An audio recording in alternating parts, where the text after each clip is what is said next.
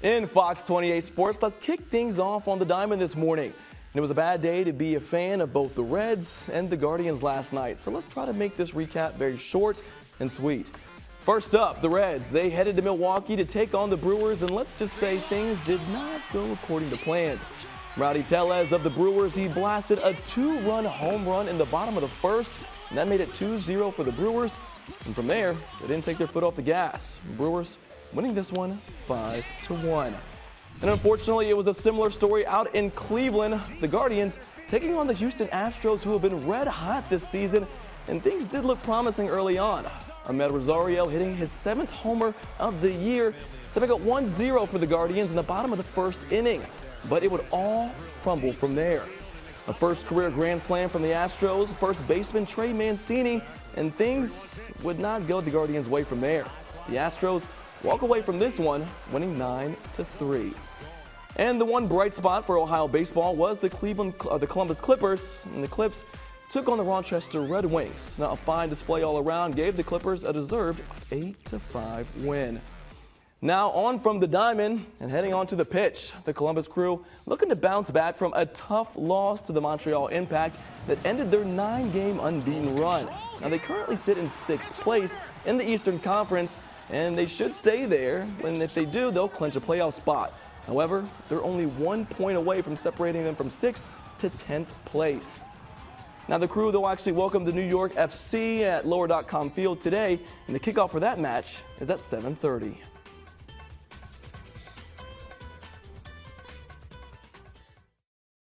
So the 2020 NFL Draft, it's finally here, but things will be looking a bit different. Everything's virtual. But regardless, all the talk is still going to be happening, and who better to talk sports with than the man himself, sports director Clay Hall.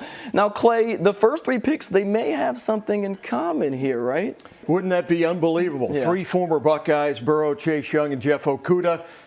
The first 2, I think, are storybook scenarios, you know, playing basically where they grew up. Okudah at 3 to the Lions, I don't know. I guess I could see that. They lost Darius Slay. Here's a great corner to plug in after he left. But there's so much interest by the Dolphins and the Chargers to get a quarterback, and Tua's stock is rising. I could see one of those 2 jumping up into 3 and the Lions trading that pick. So let's keep our fingers crossed. We know Urban Meyer is down in Florida checking it out tonight. That would be sweet, no doubt. Sweet. And honestly, though, what a great recruiting tool, too. I mean, like the last time something like this even happened was the very famous draft for the Buckeyes when both Joey Bosa and Zeke went back-to-back at 3 and 4, and then we already know how the rest of that draft went for the Buckeyes, right?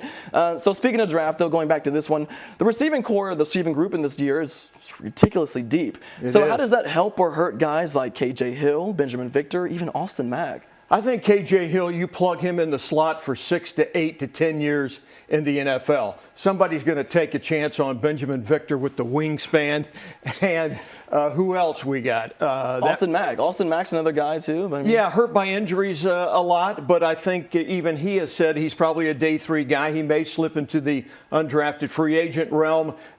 Some of the teams told him, hey, think about us, think about us. You go, wait a minute, you come get me, and then draft we'll talk. Draft me, right? Yeah. We'll see. But that's a lot of catches there. I could see all those 3 guys being in the camp, no doubt. Yeah, absolutely. And then specifically the Buckeyes, who's your sleeper this year? Who's a guy that we're not really hearing a whole lot of talk about, but they could make a pretty big impact as soon as they get onto the NFL field? Couple of guys. I don't know if Damon Arnett is a sleeper, but a lot of people say he's a 2nd-round talent. I heard Urban Meyer say this week, we've had 7 first-round quarterbacks, 7 straight years of first-round quarterbacks taken, and Damon Arnett is not a 2nd-round talent. So I think he came back for his senior year, played a lot of it with a broken arm, and performed incredibly well. I think he showed people a lot. Jonah Jackson up front, a guard who transferred from Rutgers. A lot of people wanted him. Ohio State hopped on him fast, and you just plug and play, and he did very well. You know what? I like what you put with Arnett, though, too. He's a little chippy, too, and I like that. He's a little chippy. He's got a little edge to him, and